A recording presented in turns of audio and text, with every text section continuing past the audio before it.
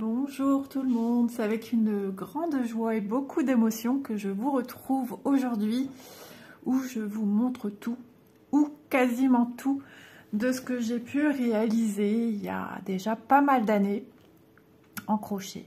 Donc vous allez comprendre que le crochet, moi, c'est une grande histoire d'amour. Alors comment ça a démarré? Quand j'étais plus jeune, maman avait des napperons. Voilà, j'ai pris, j'avais eu, avant tout, j'avais eu à mes anciennes voisines quand j'étais toute petite, où j'habitais en appartement avec mes parents, j'avais eu du coton. Mon premier crochet, pareil, je pense que c'est André ou Madeleine qui me l'avait donné, donc c'est le nom de mes anciennes voisines. J'étais petite, hein. Madeleine m'a connue, j'avais 3 mois. Donc voilà, et je leur dois beaucoup parce que l'une comme l'autre, enfin, surtout Madeleine qui habitait juste en dessous de chez moi, elle s'occupait beaucoup de moi quand maman ne pouvait pas le faire pour des courses où j'étais malade, où il fallait me garder, enfin voilà. Et André, je me suis rapprochée d'elle un peu plus tard, et André, elle faisait du tricot, mais de la layette, des trucs, des trousseaux de layette, pour elle offrir, c'était juste sublime. Donc j'ai baigné dans ça aussi toute petite. Maman faisait du tricot, mamie pareil, donc ma mamie maternelle, mamie Sylvie comme je l'appelais, faisait aussi du tricot. Donc j'ai grandi, nous avons déménagé, l'amour de tout cela ne m'a jamais quittée. Et j'ai commencé à me faire mon premier ensemble en tricot, et j'ai voulu me conquérir, on va dire plutôt, conquérir le crochet. Je regardais les napperons chez ma mère et je les auscultais dans tous les sens. Imaginez, dans les années 85, entre 85 et 90, oui, imaginez, il n'y avait pas Internet. J'avais pas de livre, j'avais rien. Juste le napperon qui était sur ma table de nuit, parce qu'il fallait savoir que la décoration était celle que mes parents voulaient. Voilà, donc j'avais un napperon sur une table de nuit. Je le regardais dans tous les sens. J'ai pris mon crochet, j'ai pris mon coton, et je me suis essayée d'inventer la même chose de ce que je voyais. Et là, stupéfaction, j'ai réussi à produire des mailles en l'air. Des brides, des demi-brides. Comment j'ai fait, je ne sais pas. J'ai vraiment regardé, et en sortant mon crochet, je regardais si j'obtenais la même chose. Et c'est comme ça que j'ai commencé mes premiers napperons, toute seule, sans rien, autodidacte. Voilà. Quand j'y repense, je suis toujours assez émue et impressionnée. Donc les années ont suivi, ont passé. Je me suis fait un gilet tout en noir. Je me suis acheté ouais, c'était un coton assez épais, noir, et je me suis fait un long gilet, vous savez, en genre maille filet, avec ou sans manches. Je pense qu'il n'avait pas de manches. Voilà, et j'étais toute contente, et je le mettais, et voilà. Et puis ensuite, je suis devenue maman. Et là, avant de repartir sur le crochet, j'ai tenté pas mal d'expériences. Le tricot, le point de croix aussi, qui est arrivé à cette période-là. Et après, voilà, je suis devenue maman. Et là, une envie folle de tester le crochet. Et là, j'ai eu Internet. Pour la première fois chez moi, jeune maman. C'était au tout début d'Internet. Hein. Et là, j'ai vu quelques petits tutos, des petites choses bien sympas. Et je me suis tentée à faire un premier nounours. Un nounours tout marron. C'était de la laine que j'avais acheté pour me faire un pull. Et d'ailleurs, vous allez le voir dans les premières photos. Donc ensuite, s'en est suivi, j'ai pu quitter mon crochet à partir de là. Manon n'était toujours pas scolarisée. Donc, j'ai commencé à mettre un premier pied, si je puis dire ainsi, dans l'école de mes filles. Donc, elles n'y étaient pas encore, hein, ils n'étaient pas nés.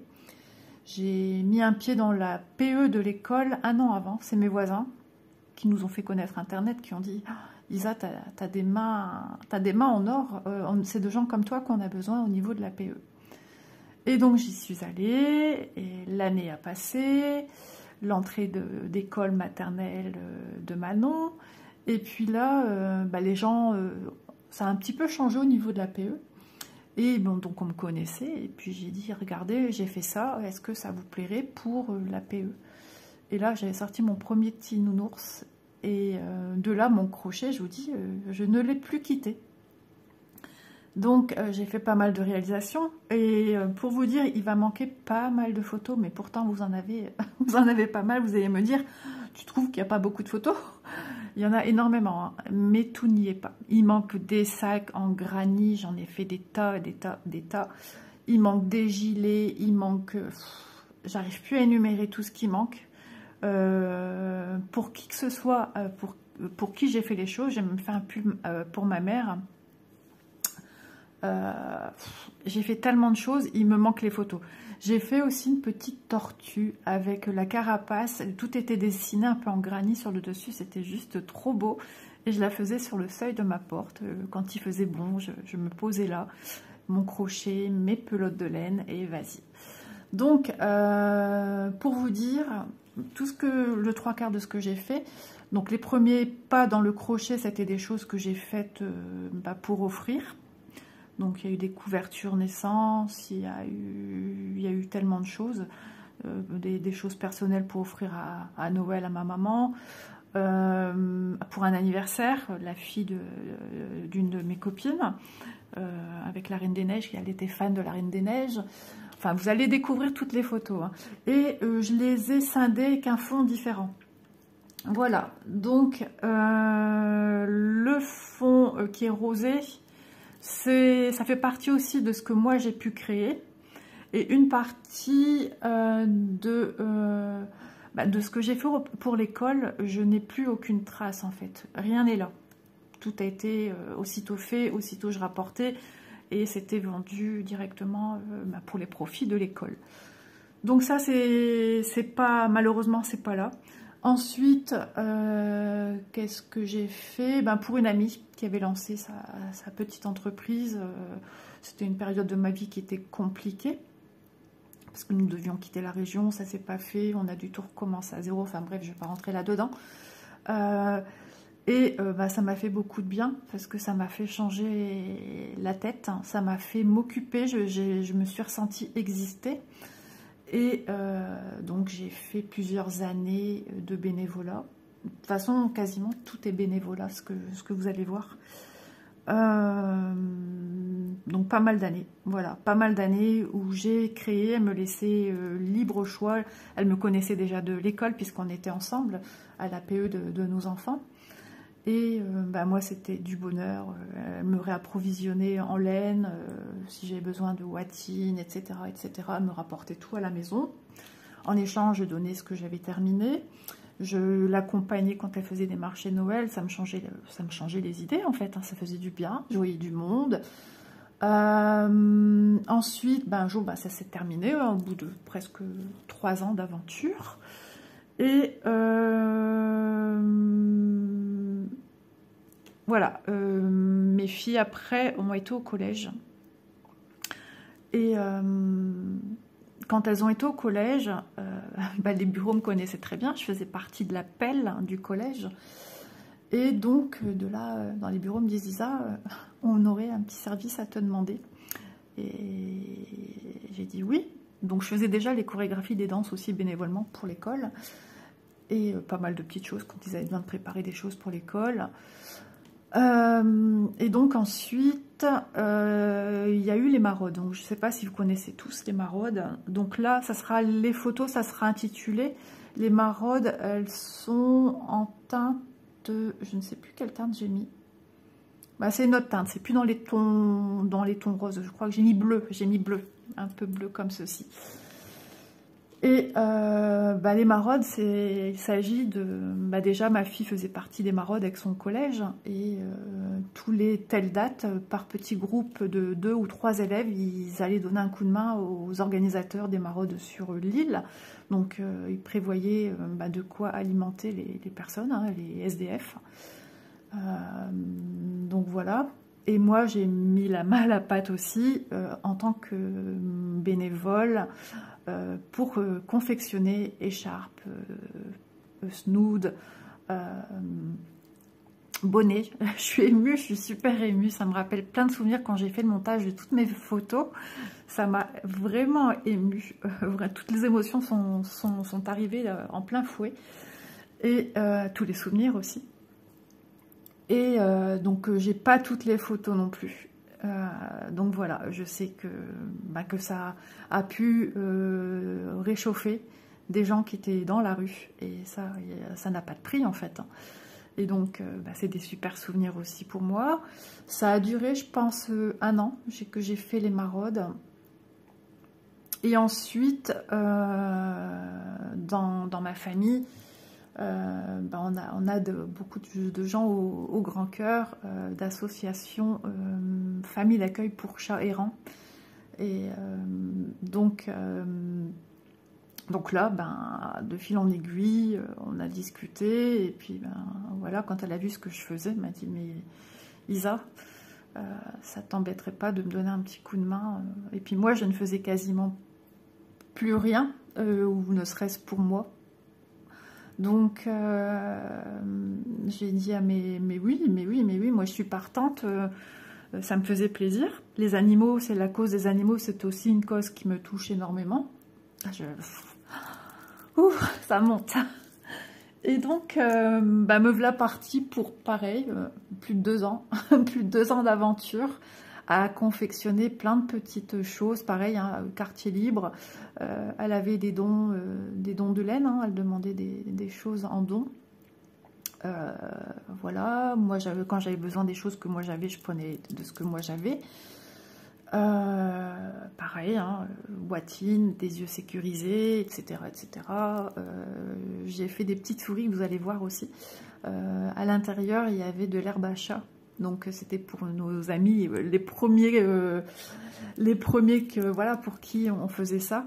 Donc les familles qui avaient, entre guillemets, adopté des chats chez eux, ou les collègues qui faisaient aussi famille d'accueil, voilà, des fois ça peut être aussi un petit cadeau glissé dans une commande. Et de fil en aiguille, elle a monté son assaut, les gens ont commencé à bien se connaître, et j'ai créé des amigurumis, une fois de plus. Et là, j'ai eu des photos de bébés, de petites filles, avec des petites créations que j'ai faites, des lapines, des poupées, enfin... Là, pareil, j'ai pas toutes les photos non plus. Et c'est très touchant, c'est super émouvant. Et aussi, quand elle m'a appris que j'ai eu des... D'ailleurs, je vais vous parler d'une chose encore après. J'ai des commandes qu'elle me demandait, parce qu'après, il y avait des commandes. Les gens disaient, est-ce qu'elle peut faire ça en bleu, en vert? Est-ce qu'elle pourrait pas faire ci, ça? Les gens commençaient à venir me demander carrément des modèles bien précis. Enfin, elle lui demandait à elle, et elle me transmettait, voilà. Et moi, ça me faisait exister, puisque moi, mes filles allaient seules à l'école en bus. Moi, je passais mes journées entières à la maison, seule, souvent. Hein. Mon mari, des fois, il travaillait, des fois, il travaillait pas. Enfin, bref. Ça permettait de mettre du baume au cœur à mon quotidien. Hein. Donc, voilà. Donc, j'ai aussi des produits qui sont partis. Elle m'a dit, Isa, tu ne sauras jamais dire quoi. Il y a des produits qui sont partis en Afrique, hein, pour les enfants malheureux, tout ça. Et là, c'est super touchant de dire que ça traverse des milliers de kilomètres et ça va partir dans les bras d'une petite fille ou d'un petit garçon, et de se faire un petit compagnon de jeu. Voilà, c'était une des plus belles récompenses. Ah, c'est dur, hein, c'est dur. Ça fait longtemps que je veux faire cette vidéo, mais je n'arrivais pas. Et j'ai dit, ça, il faut le faire parce que ça fait partie de moi. C'est mon vécu. J'en suis fière aussi. Mes enfants, ils ont toujours été derrière moi. Vas-y maman, fais ce qui te plaît. Vas-y maman, vas-y, c'est bien ce que tu fais. Et je me disais, pendant que je fais tout ça, moi je j'étais pas à 100% derrière mes enfants. J'étais à la maison. S'ils avaient besoin de moi, j'étais là. Si un enfant malade, j'étais à la maison. J'ai toujours été là pour mes filles. La première fois que j'ai mis les pieds dans l'association des écoles de mes enfants, je reprends mes... je prends une petite goutte d'eau, excusez-moi. Ben, je le faisais aussi pour elle avant tout. Mais j'étais pas seulement que pour elle, parce que je leur ai fait comprendre, vous savez, maman, quand elle accompagne aussi à la piscine, maman ne peut pas être tout le temps avec vous. Elle le fait pour donner un coup de main aux autres enfants qui ont leur maman ou qui peuvent pas venir. Voilà. Donc ça, ils l'ont très bien compris, c'est quelque chose. Puis elles étaient fières de dire, bah, il y a ma maman qui est là-bas, qui travaille à l'école, etc. Ben, ça fait plaisir. Voilà, je faisais d'une autre manière, je me rendais utile pour mes enfants d'une autre manière. Donc tout ce qui fait partie de l'assaut de chat, par contre, c'est sur un fond gris. Voilà. Il manque plein de choses. Et puis un jour, elle a eu une demande assez incroyable. Écoute Isa, j'ai une demande. Voilà, une association d'ânes. Alors c'est une ferme, un truc comme ça. Ils avaient aussi des chevaux, mais ils avaient des ânes. À quoi servaient les ânes? Eh bien tout simplement, ils encadraient, ils recevaient des enfants handicapés. C'est une superbe aventure que je vous raconte, hein, du début à la fin. Hein. Des enfants handicapés, et on dit toujours que la relation enfants-animaux, elle est fusionnelle, et d'autant plus quand ils sont handicapés. Donc ils étaient en thérapie avec ces petits ânes, ils avaient des prénoms.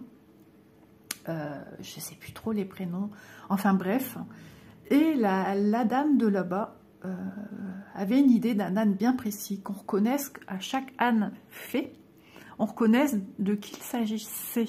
Donc j'avais des directives, j'ai eu les photos de chaque âne, ouais, et là j'ai créé mon propre patron, ouais, et bah, vous allez les voir, hein.